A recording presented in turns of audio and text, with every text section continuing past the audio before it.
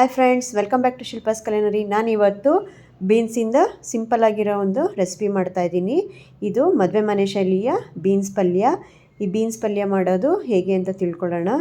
ಇದು ಚಪಾತಿ ಜೊತೆಗೆ, ಅನ್ನ ತಿಳಿಸಾರು ಜೊತೆಗೆ, ಮತ್ತು ಹಾಗೇನು ತಿನ್ನೋಕ್ಕೂ ಸೈಡ್ ಡಿಶ್ ಥರ ತಿನ್ನೋದಕ್ಕೆ ತುಂಬ ಚೆನ್ನಾಗಿರುತ್ತೆ. ಬೀನ್ಸ್ ಸೀಸನ್ ಇದ್ದಾಗಂತೂ ತೊಗೊಂಡು ಫ್ರೆಶ್ಶಾಗಿ ಬೀನ್ಸ್ನ ಈ ಥರ ಪಲ್ಯ ಮಾಡ್ಕೊಂಡು ತಿಂದರೆ ತುಂಬ ರುಚಿಯಾಗಿರುತ್ತೆ. ಬನ್ನಿ ಇವತ್ತು ಬೀನ್ಸಿಂದ ಹೇಗೆ ಪಲ್ಯ ಮಾಡೋದು ಮದುವೆ ಮನೆ ಶೈಲಿನಲ್ಲಿ ಅಂತ ತಿಳ್ಕೊಳ್ಳೋಣ. ನಾನಿಲ್ಲಿ 1 kg ಬೀನ್ಸ್ನ ತೊಗೊಂಡಿದ್ದೀನಿ. ನಾಟಿ ಬೀನ್ಸ್ ಆದರೂ ಸರಿ, ಇಲ್ಲ ಫ್ರೆಂಚ್ ಬೀನ್ಸ್ ಆದರೂ ತೊಗೋಬೋದು. ಸೀಸನ್ ಇದ್ದಾಗ ನಾಟಿ ಬೀನ್ಸ್ನ ತೊಗೊಂಡು ಈ ಥರ ಎಲ್ಲ ಸಿಪ್ಪೆನ ಮತ್ತು ನಾರೆಲ್ಲ ಕ್ಲೀನಾಗಿ ತೊಗೊಂಬಿಟ್ಟು ಚೆನ್ನಾಗಿ ತೊಳ್ಕೊಬೇಕು. 2-3 ಸತಿ ನೀರಿನಲ್ಲಿ ತೊಳ್ಕೊಂಡಾದಮೇಲೆ ನಾವು ಅದನ್ನು ಸಣ್ಣದಾಗಿ ಹೆಚ್ಚಿಟ್ಕೋಬೇಕು. ನೋಡಿ, ಈಗ ನಾನು ತುಂಬ ಎಲ್ಲ ಕ್ಲೀನಾಗಿ ತೊಳೆದಿಟ್ಕೊಂಡಿದ್ದೀನಿ. ಈಗ ಇದನ್ನು ಸಣ್ಣದಾಗಿ ಹೆಚ್ಚಿಟ್ಕೋಬೇಕು. ನಾರೆಲ್ಲ ತಗೊಂಡಿರೋದ್ರಿಂದ ನೀಟಾಗಿ ಸಣ್ಣಗೆ ಹೆಚ್ಚಿಟ್ಕೋಬೋದು. ಈ ಥರ ಎಲ್ಲ ಸಣ್ಣಗೆ, ಆದಷ್ಟು ಸಣ್ಣಗೆ ಹೆಚ್ಕೊಂಡ್ರೆ ಪಲ್ಯ ತುಂಬ ರುಚಿಯಾಗಿರುತ್ತೆ. ಈ ಪಲ್ಯ ಅಂತೂ ಹಾಗೇ ಸೈಡಲ್ಲಿ ತಿನ್ಬೋದು, ಅನ್ನ ಸಾರು ಜೊತೆಗೆ, ಇಲ್ಲಾಂದರೆ ಬಿಸಿ ಚಪಾತಿ ಜೊತೆ ತಿನ್ಬೋದು. ಎಷ್ಟು ಮಾಡೋದಕ್ಕೂ ಸಿಂಪಲ್ಲಾಗಿರುತ್ತೆ, ರುಚಿನೂ ಅಷ್ಟೇ ಚೆನ್ನಾಗಿರುತ್ತೆ. ಈಗ ನಾವು ಆ ಬೀನ್ಸ್ನೆಲ್ಲ ಕಟ್ ಮಾಡ್ಕೊಂಡ್ಮೇಲೆ ಒಗ್ಗರಣೆ ಹಾಕ್ಕೋಬೇಕು. ಒಗ್ಗರಣೆಗೆ ನಾನು 2 ಟೇಬಲ್ ಸ್ಪೂನಷ್ಟು ಎಣ್ಣೆ ಹಾಕ್ಕೊಂಡಿದ್ದೀನಿ. ಎಣ್ಣೆ ಚೆನ್ನಾಗಿ ಕಾದ್ಮೇಲೆ ನಾವು 1 ಸ್ಪೂನಷ್ಟು ಸಾಸಿವೆಯನ್ನು ಹಾಕ್ಕೊಳ್ತೀವಿ. ಸಾಸಿವೆ ಸಿಡಿದ್ಮೇಲೆ, ಚೆನ್ನಾಗಿ ಚಟಪಟ ಅಂತ ಸಿಡಿದ್ಮೇಲೆ ಕಡಲೆಬೇಳೆ. ಇಲ್ಲಿ ನೋಡಿ, ಈ ಪಲ್ಯಕ್ಕೆ ನಾವು ಈ ಥರ ಮದುವೆ ಮನೆ ಶೈಲಿಯೋ ಬೀನ್ಸ್ ಪಲ್ಯ ಮಾಡ್ತಾಯಿದ್ದೀವಲ್ಲ, ಉದ್ರ ಪಲ್ಯ, ಇದಕ್ಕೆ ಕಡಲೆಬೇಳೆನೇ ತುಂಬ ಹೈಲೈಟು. ಕಡಲೆಬೇಳೆ ಕರಮ್ ಅಂತ ಬಾಯಿಗೆ ಸಿಗಬೇಕು, ಆದರೆ ಸೀದಿರಬಾರ್ದು. ಸೊ ಲೋ ಫ್ಲೇಮಲ್ಲೇ ಕಡಲೆಬೇಳೆನ ಚೆನ್ನಾಗಿ ರೋಸ್ಟ್ ಮಾಡ್ಕೋಬೇಕು. ಈ ಥರ ಅಂದರೆ ಚೆನ್ನಾಗಿ ಕೈಯಾಡ್ತಾ ಇರಬೇಕು, ಚೆನ್ನಾಗಿ ಕ್ರಿಸ್ಪ್ ಆಗೋ ಥರ ಆಗುತ್ತೆ. ಆಮೇಲೆ ನಾನು ಇಲ್ಲಿ 1 ಗಡ್ಡೆ ಈರುಳ್ಳಿನ ಈ ಥರ ಪಲ್ಯಕ್ಕೆ ಒಗ್ಗರಣೆಗೆ ಹೆಚ್ಚ್ತೀವಲ್ಲ ಆ ಥರ ಹೆಚ್ಕೊಂಡು, ಆಮೇಲೆ 1 ಕಡ್ಡಿ ಕರ್ಬೇವಿನ ಸೊಪ್ಪು, ಎಳೆ ಕರ್ಬೇವಿನ ಸೊಪ್ಪನ್ನ ಹಾಕ್ಕೊಂಡಿದ್ದೀನಿ. ಎಲ್ಲ ಎಳೆದ ಇದ್ದಾಗ ಕರ್ಬೇವಿನ ಸೊಪ್ಪು ಒಳ್ಳೆ ಘಮ ಬರುತ್ತೆ. ಈಗ ನಾನು ಅರ್ಧ ಟೀ ಸ್ಪೂನಷ್ಟು ಅರಶಿನವನ್ನು ಹಾಕ್ಕೊಂಡಿದ್ದೀನಿ. ಈಗ ಲೋ ಫ್ಲೇಮಲ್ಲೇ ಚೆನ್ನಾಗಿ ಒಗ್ಗರಣೆ ಮಾಡ್ತಾ ಇರಲಿ. ಈ ಕಡೆ ನಾನು ಮಿಕ್ಸಿನಲ್ಲಿ ಹಸಿರು ಮೆಣಸಿನ್ಕಾಯಿ 6-7 ನಿಮ್ಮ ಖಾರದ ತಕ್ಕನಾಗಿ, ಆಮೇಲೆ ಬೆಳ್ಳುಳ್ಳಿ 6-7 ಎಷ್ಟು ಸಿಪ್ಪೆ ಬಿಡಿಸಿರೋ ಬೆಳ್ಳುಳ್ಳಿನ ಹಾಕ್ಕೊಂಡು ಗ್ರೈಂಡ್ ಮಾಡ್ಕೊಂಡಿದ್ದೀನಿ. ನೀರು ಹಾಕ್ದಲ್ಲೇ ಈ ಥರ ಪೌಡ್ರ್ ಮಾಡ್ಕೋಬೇಕು.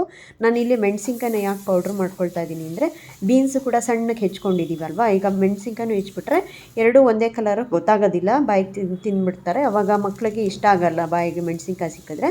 ಹಾಗಾಗಿ ಪೌಡ್ರ್ ಮಾಡ್ಕೊಂಡಿದ್ದೀನಿ. ನೋಡಿ, ಈಗ ನಾನು ಚೆನ್ನಾಗಿ ಒಗ್ಗರಣೆ ಮಾಡಿದ್ಮೇಲೆ ಹಸಿರು ಮೆಣಸಿನ್ಕಾಯಿ ಇದೆಲ್ಲ ಹಸಿ ವಾಸನೆ ಹೋದ್ಮೇಲೆ ನಾವು ತೊಳೆದು ಹೆಚ್ಚಿಟ್ಕೊಂಡಿರೋಂಥ ಸಣ್ಣಗೆ ಹೆಚ್ಚಿರೋಂಥ ಬೀನ್ಸ್ನ ಹಾಕ್ತಾಯಿದ್ದೀನಿ. ಚೆನ್ನಾಗಿ ಎಣ್ಣೆಲೇ ಚೆನ್ನಾಗಿ ಸ್ವಲ್ಪ ಮಾಗಬೇಕಿದು. ಲೋ ಫ್ಲೇಮಲ್ಲಿ ಅಥವಾ ಮೀಡಿಯಮ್ ಫ್ಲೇಮಲ್ಲಿ ಚೆನ್ನಾಗಿ ಕೈ ಆಡ್ತಾ ಇರಬೇಕು. ಯಾವಾಗ ಇದು ಹುರುಳಿಕಾಯಿ ಚೆನ್ನಾಗಿ ಫ್ರೈ ಆಗಿ ಸ್ವಲ್ಪ ಹಸಿ ವಾಸನೆ ಹೋಯ್ತು ಅಂದಾಗ ನಾನಿಲ್ಲಿ 3/4 ಲೋಟದಷ್ಟು ನೀರು ಹಾಕ್ಕೊಂಡಿದ್ದೀನಿ. 1 ಗ್ಲಾಸ್ 3/4 ಲೋಟದಷ್ಟು ನೀರು ಹಾಕಿ ನಾವು ಲಿಡ್ನ ಮುಚ್ಚಿ 3 ನಿಮಿಷ ಹಾಗೆ ಬಿಡಬೇಕು.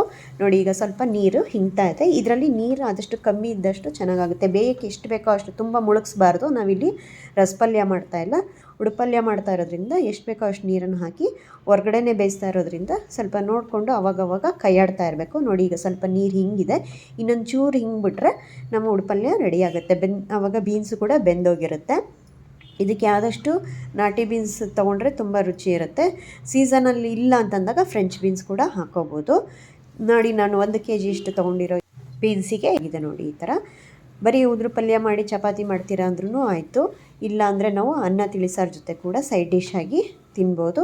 ಒಟ್ಟಿನಲ್ಲಿ ಮಾಡೋಕ್ಕೂ ಸಿಂಪಲ್ಲಾಗಿರುತ್ತೆ, ಬಟ್ ತುಂಬ ಟೇಸ್ಟಿಯಾಗಿರುತ್ತೆ. ಬಿಸಿ ಬಿಸಿಯಾಗಿ ಮಾಡ್ಕೊಂಡು ತಿಂದ್ರಂತೂ ತಿನ್ಬೋದು. ಒಂದೊಂದ್ಸಲಿ ಹಾಗೆ ಬಟ್ಲಿಗೂ ಹಾಕ್ಕೊಂಡು ತಿನ್ಬೋದು, ಅಷ್ಟು ರುಚಿಯಾಗಿರುತ್ತೆ. ಈಗೆಲ್ಲ ನೀರು ಕಂಪ್ಲೀಟಾಗಿ ಹಿಂಗಿದ್ಮೇಲೆ ನಾನು ಉಪ್ಪನ್ನ ಹಾಕ್ಕೊಳ್ತಾ ಇದ್ದೀನಿ. 1 ಸ್ಪೂನಷ್ಟು ಉಪ್ಪು ಹಾಕಿ, ಮತ್ತು ಅರ್ಧ ಸ್ಪೂನಷ್ಟು ನಾನು ಪಲ್ಯದ ಪುಡಿ. ಇದಕ್ಕೆ ಲೈಟಾಗಿರಬೇಕು ಮಸಾಲೆ, ಜಾಸ್ತಿ ಇರಬಾರ್ದು. ಬರೀ ಮಸಾಲೆನೇ ಡಾಮಿನೇಟ್ ಆಗಬಾರ್ದಲ್ವ. ಸೊ ಹಾಗಾಗಿ ಲೈಟಾಗಿ 1/2 ಟೀ ಸ್ಪೂನಷ್ಟು ಪಲ್ಯದ ಪುಡಿ ಹಾಕಿ, ಇದರಲ್ಲಿ ಮೇನ್ ಇಂಗ್ರೀಡಿಯೆಂಟು ಕಾಯಿ ತುರಿ. ಚೆನ್ನಾಗಿ ಕಾಯಿ ತುರಿನ 1 ಬಟ್ಲು, ಎಷ್ಟು ಕಾಯಿ ತುರಿ ಹಾಕಿದ್ರೂ ಅಷ್ಟು ರುಚಿಯಾಗುತ್ತೆ ಈ ಪಲ್ಯ. ನಾನು 1 ಬಟ್ಲಷ್ಟು ಕಾಯಿ ತುರಿನ ಹಾಕಿದ್ದೀನಿ. ಆಮೇಲೆ ಕೊತ್ತಂಬರಿ ಸೊಪ್ಪು. ಈ ಪಲ್ಯಕ್ಕೆ ಹೈಲೈಟ್ ಬಂದು ಚೆನ್ನಾಗಿ ರೋಸ್ಟ್ ಆಗಿರೋ ಕಡಲೆಬೇಳೆ, 1 ಬಟ್ಲು ಕಾಯಿ ತುರಿ ಫ್ರೆಶ್ ಆಗಿ ತುರಿದಿರೋದು, ಮತ್ತು ಫ್ರೆಶ್ ಕೊರಿಯಂಡರ್ ಅಂದರೆ ಕೊತ್ತಂಬರಿ ಸೊಪ್ಪು, ನಾಟಿ ಕೊತ್ತಂಬರಿ ಸೊಪ್ಪು ಹಾಕಿದ್ರಂತೂ ಇನ್ನೂ ರುಚಿಯಾಗಿರುತ್ತೆ. ಪರಿಮಳ ತುಂಬ ಚೆನ್ನಾಗಿರುತ್ತೆ, ತಿನ್ನೋಕ್ಕೂ ಅಷ್ಟು ರುಚಿಯಾಗಿರುತ್ತೆ. ಈಗ ನಮ್ಮ ಮದುವೆ ಮನೆ ಶೈಲಿಯ ಬೀನ್ಸ್ ಪಲ್ಯ, ಎಳೆಯ ಬೀನ್ಸಿಂದ ಮಾಡಿರೋಂಥ ಬೀನ್ಸ್ ಪಲ್ಯ ರೆಡಿಯಾಗಿದೆ. ಮಳೆಗಾಲಕ್ಕೆ ಚಳಿಗಾಲದಲ್ಲೆಲ್ಲ ಬಿಸಿ ಬಿಸಿಯಾಗಿ ಈ ಥರ ಪಲ್ಯ ಮಾಡಿಕೊಂಡು ಬಿಸಿ ಬಿಸಿ ಚಪಾತಿ ಜೊತೆ ತಿಂದರೆ ಅಥವಾ ಅನ್ನ ತಿಳಿಸಾರು ಜೊತೆ ತಿಂದ್ರಂತೂ ತುಂಬಾ ಚೆನ್ನಾಗಿರುತ್ತೆ. ನೀವು ಒಂದ್ಸತಿ ಈ ರೆಸಿಪಿನ ಟ್ರೈ ಮಾಡಿ. ಸಿಂಪಲ್ಲಾಗಿದೆ. ಈ ವಿಡಿಯೋ ಇಷ್ಟ ಆಗಿದ್ದರೆ ಲೈಕ್ ಮಾಡಿ, ಶೇರ್ ಮಾಡಿ, ಕಮೆಂಟ್ ಮಾಡಿ ಹಾಗೂ ಸಬ್ಸ್ಕ್ರೈಬ್ ಮಾಡಿ. Thanks for watching.